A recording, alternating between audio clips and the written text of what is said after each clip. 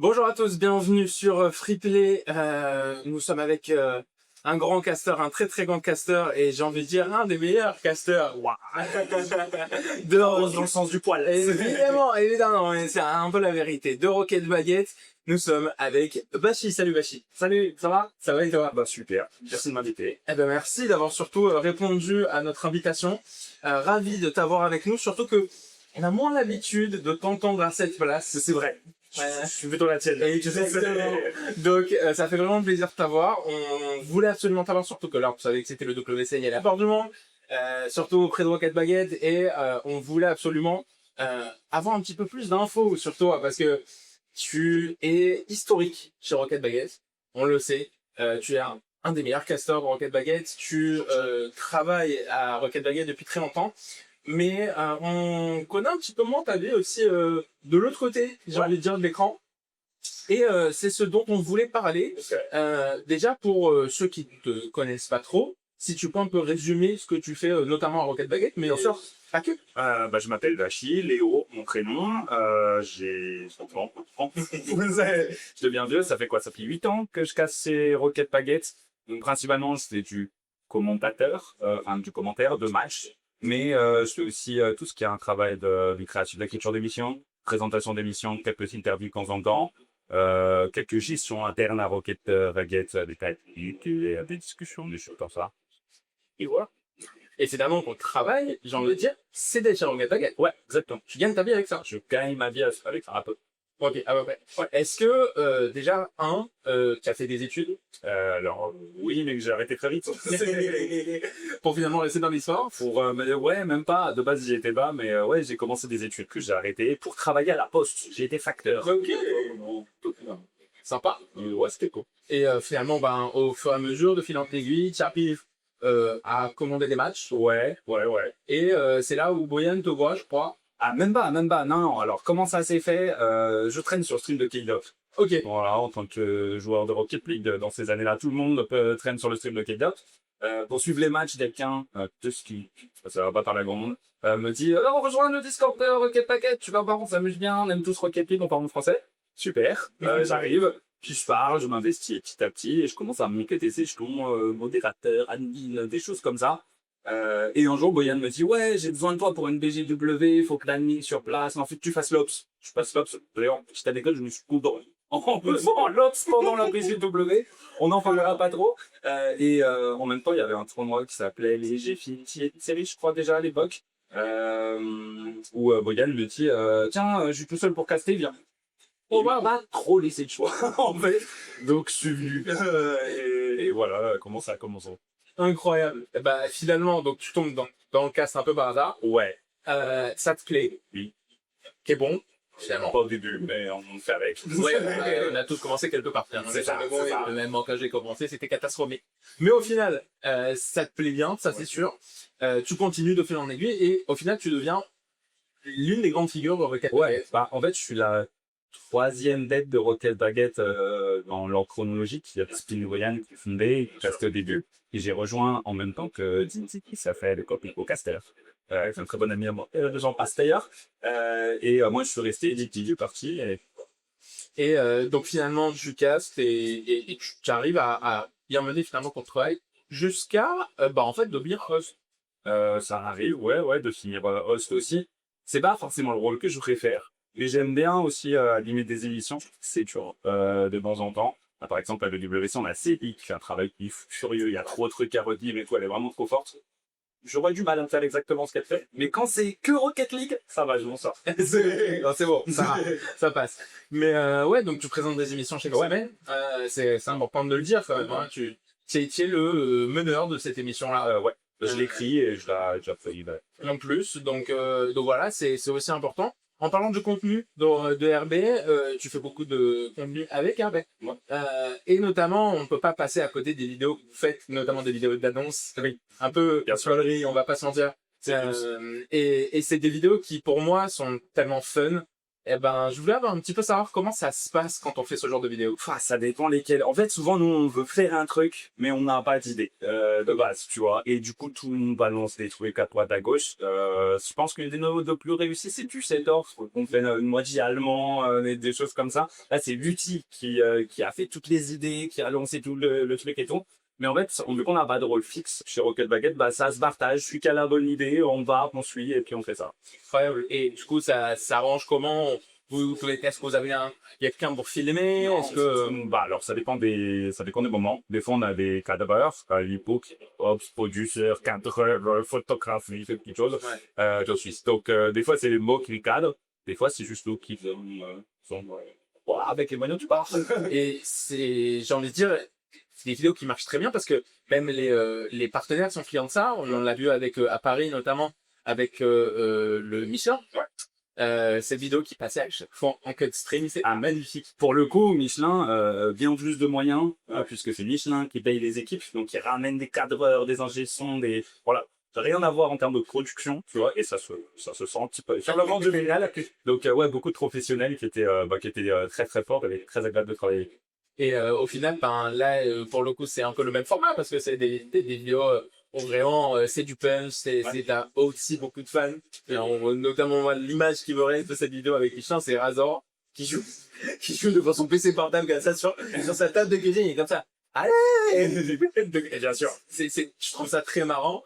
Et finalement, c'est un peu comme ça aussi qu'on arrive peut-être à attirer des nouveaux partenaires. Ouais, Avec Rocket Baguette. c'est le but, c'est aussi de faire plaisir donc aux clients, évidemment, c'est un peu du business, sans bien sûr faire des vidéos qui marchent à peu près, et aussi faire des choses qui sont pas trop, comment dire, tu sais, publicité, on va dire, tu vois, le but c'est qu'on s'amuse, que ça soit un petit peu drôle, que les gens ils aient envie de regarder, donc ouais, essayer de mixer un petit peu tout ça, qu'on va faire, hein. Oulala.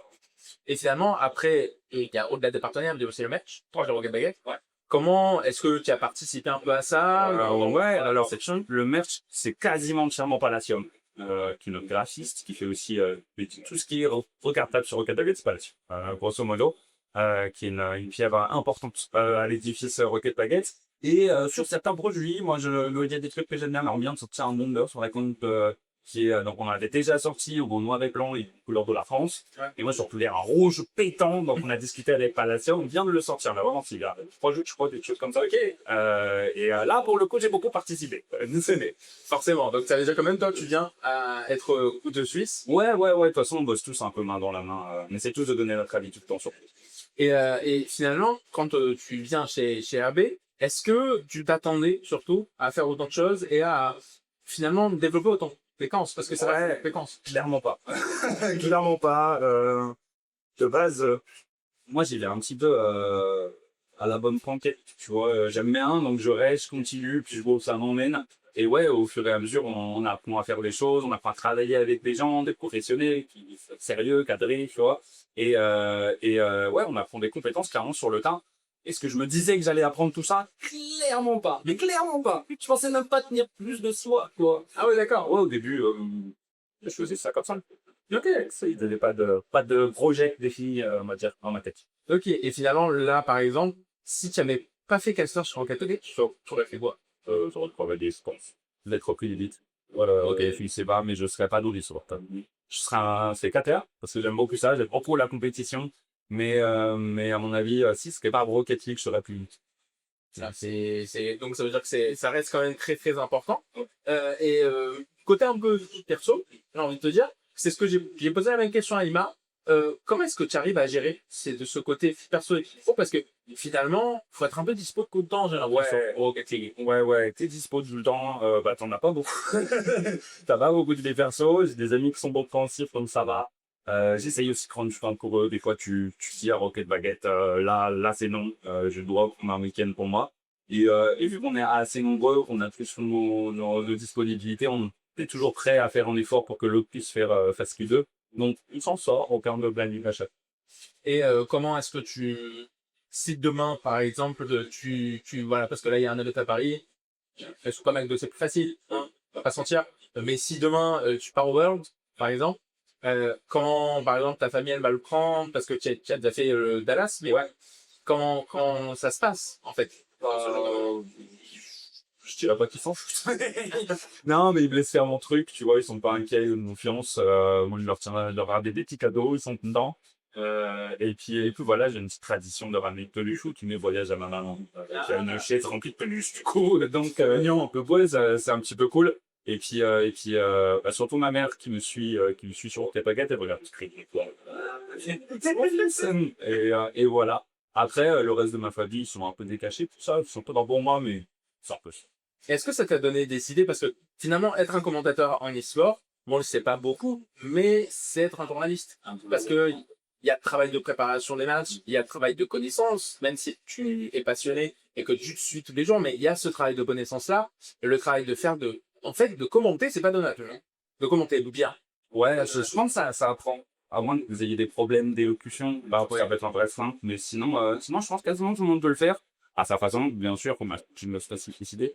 Mais en vrai, ça apprend. C'est pas inaccessible, je pense, comme rôle. Ouais, mais il faut travailler. Ouais, il faut travailler. Bien sûr, bien sûr. Je peux te dire, moi, là, ça se travaille. Mais finalement, est-ce que tu as pensé un jour à te dire, ok, bah, je fais ça dans l'e-sport, un peu comme Life is School, puisque Life is School, lui, est journaliste aussi à la base dans la Il vie, a fait une étude de journalisme, voilà. Et ben, est-ce que toi, un jour, tu t'es dit, vas-y, ben, tu sais quoi, ça me plaît, viens, je deviens un commentateur, mais pas qu'en histoire. Si j'avais une occasion, peut-être. Le truc, c'est que je suis pas très... En fait, Rocket League, je baigne dedans. Je suis tout le temps dedans. Mes potes sont des joueurs de Rocket League. Je joue à Rocket League. Je transpire Rocket League tout le temps. Donc, c'est dur de mettre le même investissement dans des jeux de niveau. Donc, il y a quelques sports que j'aime bien, mais je pourrais pas faire ça pas. Ça me semble quand même... Il faut être un expert du truc. Pour l'instant, je suis un expert de rien, à part de Rodu. Ça, c'est une belle phrase. Je suis un expert de rien. Que Rocket League, là, par contre, C'est déjà c'est un test. C'est un test. Voilà, exactement. C'est une question que je pose un peu à chaque fois. Si dans 5 ans, ça continue, où est-ce que tu te vois? Je sais pas du tout. J'avoue que Rocket League eSports, c'est un milieu qui est assez fragile.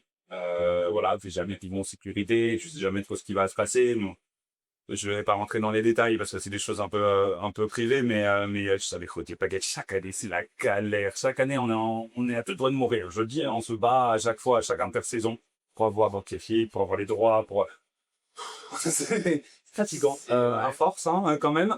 Mais du coup, ouais, je me projette pas sur aussi longtemps pour l'instant, je dois avouer, parce que je pense que ça serait une erreur, je sais jamais ce qui peut arriver.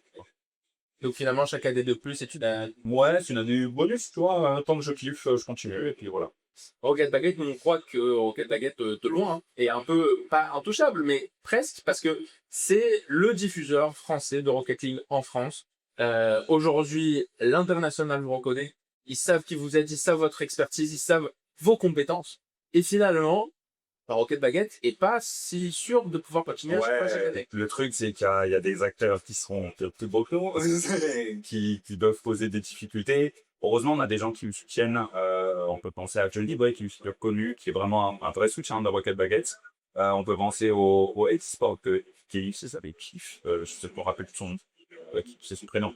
Qui pareil, il est tout le temps avec nous, tout le temps en train de soutenir. C'est lui qui pousse Epic à continuer de faire tout ça avec nous.